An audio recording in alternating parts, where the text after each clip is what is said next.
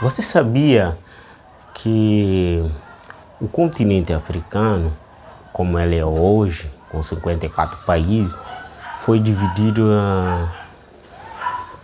por um grupo de seres humanos pertencentes a outros lugares que não sejam desse mesmo lugar? Você sabia quais as consequências dessa divisão arbitrária feita pelos colonizadores europeus no século XIX? Antes do mais, pedimos aqui a colaboração de todos, que façam um like, dê um like e compartilhe o vídeo e siga a nossa página para mais dicas como essa. A divisão do continente africano ela foi feita entre 1884 e 1885, numa conferência denominada Conferência de Berlim, na Alemanha. Nessa divisão do continente africano, só participou europeus que tinham interesses de colonização, interesses de recursos minerais, visto que a África, como esses países consideram, ela é apenas um lugar de recursos do subsolo. Eles desconsideram as pessoas que nela existem, e também a divisão foi feita nesse mesmo viés. Nesse período, quando foi feita a divisão do continente africano, antes já havia dentro do próprio continente as divisões feitas por meio de impérios.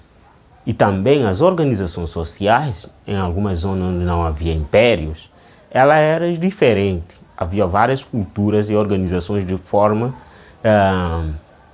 bem organizada que dificultasse muitas vezes a questão da ocupação europeia. E ali a divisão foi feita com a intenção de ter mais controle desses lugares onde vão conseguir controlar os países que ficam em diferentes lugares, onde a força bélica é que vai determinar quem manda.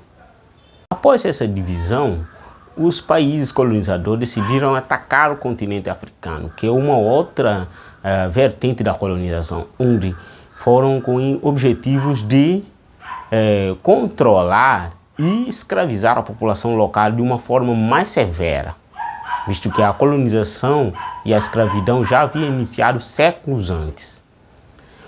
Para esclarecer as consequências disso, tem várias vertentes. Umas vertentes que diziam, não, a divisão do continente ela foi feita sem um pensamento, sem uma compreensão do continente, sei lá.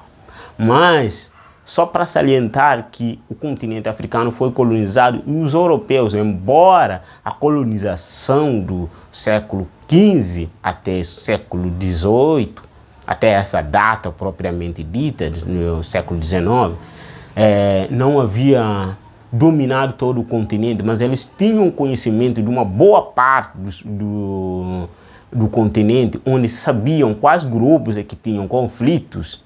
E durante essa divisão, ela foi feita com a intenção de criar atritos sociais também, onde grupos que nunca se conheciam, como em vários países que têm uma dimensão enorme, vários grupos foram obrigados a se juntar. E grupos que eram inimigos ou que tinham conflitos mais ou menos, eles foram obrigados a se juntar para tornar um país.